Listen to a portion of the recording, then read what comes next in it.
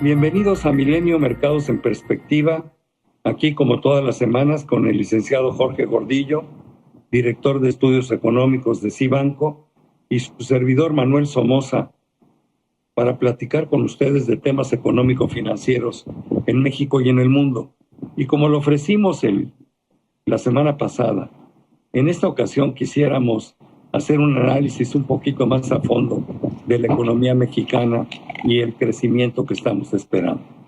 Pero antes de ello, yo quisiera simplemente decir que las perspectivas del mundo han mejorado sensiblemente. Ya han mejorado porque ya se inició la apertura hacia la normalidad en muchos países y se está avanzando en los procesos de vacunación.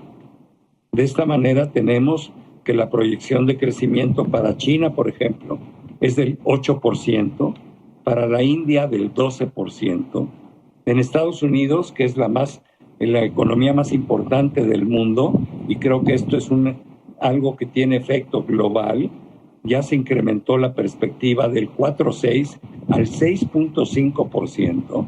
Este es algo verdaderamente importante por el tamaño de la economía de los Estados Unidos, y vemos otros bloques económicos que no tienen esos crecimientos. Por ejemplo, en Europa estamos esperando 4 a 4,5%, y en América Latina pues hay absolutamente de todo. Sin embargo, yo sí quisiera anticipar que México en esta ocasión tiene la oportunidad de tener un rebote que ande alrededor del 5%. O sea, también los organismos internacionales han manifestado los incrementos en la perspectiva para la economía mexicana. También lo hizo el Banco de México, también lo hizo el Fondo Monetario Internacional, etcétera, etcétera. Pero lo que queremos analizar aquí, el licenciado Gordillo y yo, es decir, qué es lo que va a ayudar y qué es lo que no está ayudando. Porque yo soy un convencido de que México, claro que puede crecer al 5 y podía crecer al 7 si hiciéramos lo correcto. Sin embargo, hay algunos renglones de nuestra actividad económica que siguen absolutamente estancados. Y esto lo vamos a ver en detalle. Jorge, ¿qué quisieras añadir a este planteamiento?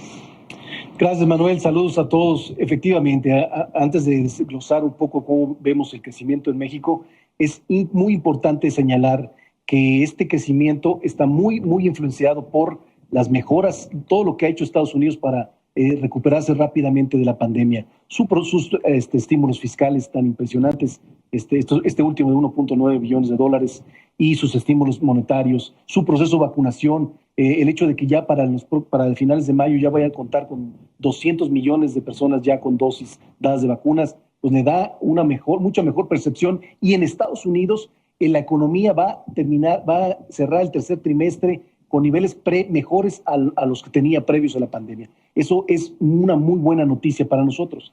Ahora, vamos con México. La percepción es mejor, 5% a lo mejor puede crecer, pero venimos de una caída del 8%, no hay que olvidarnos esto, es un valle muy alto.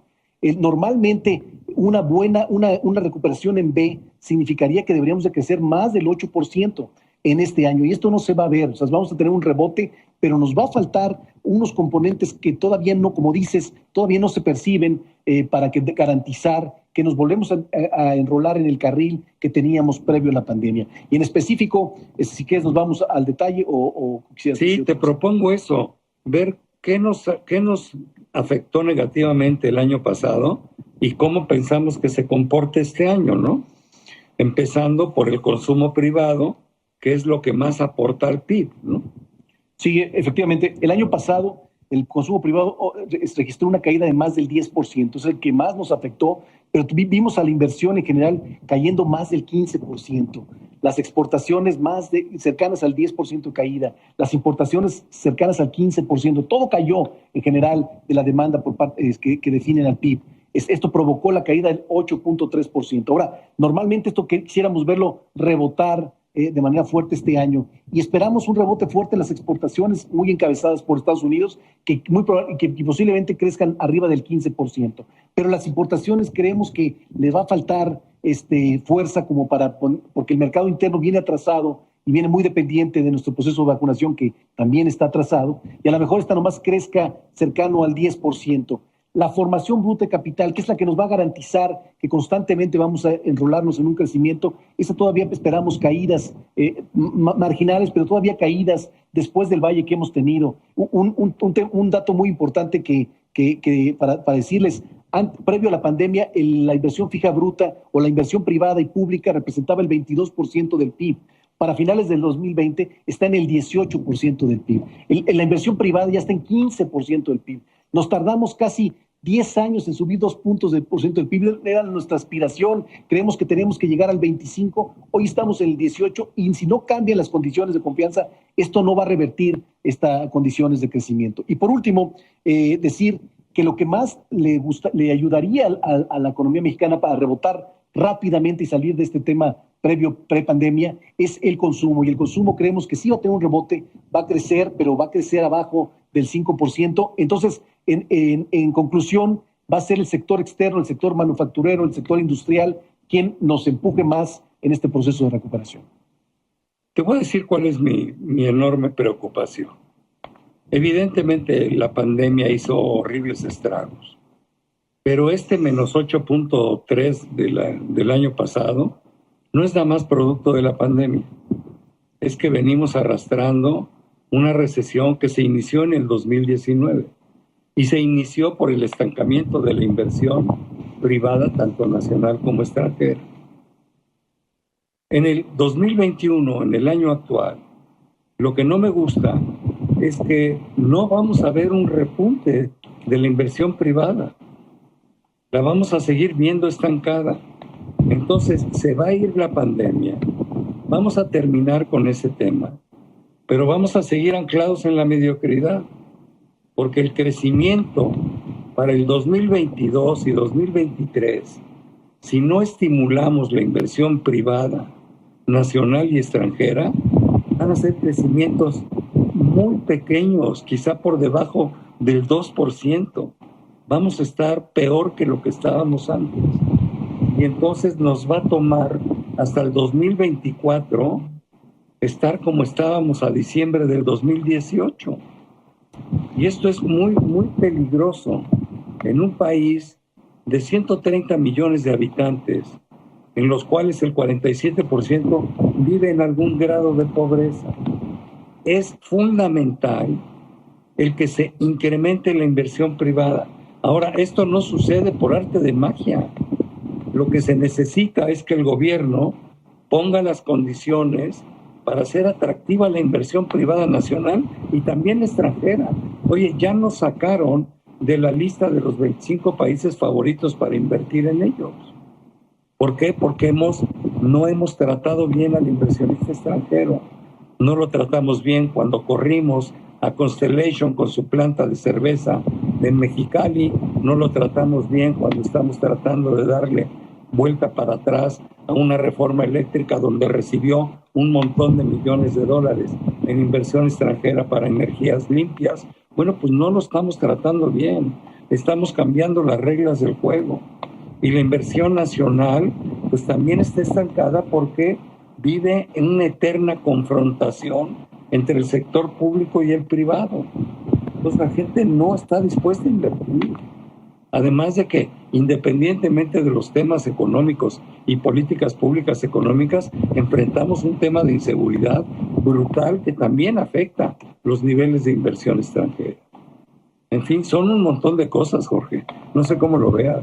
No, completamente de acuerdo contigo. Y no solo, o sea, hoy el gobierno sufre con que no tiene los suficientes recursos para contribuir o suplementar esta caída de confianza en la inversión privada. La inversión privada es fundamental para el crecimiento del país. Hoy representa la inversión pública el 5% del PIB.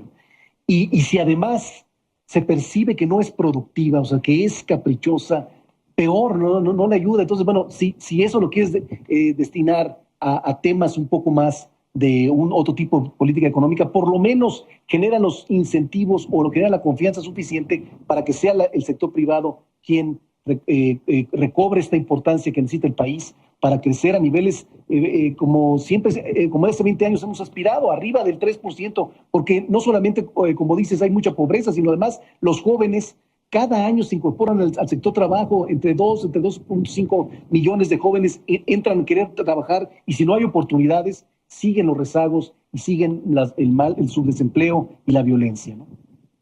Pues sí, yo honradamente no entiendo el modelo económico que se pretende seguir. Entiendo que es una política estatista, por ejemplo, en el renglón energético, donde pues no le gusta al presidente la inversión privada ni en Comisión Federal de Electricidad, ni le gustará jamás en Pemex.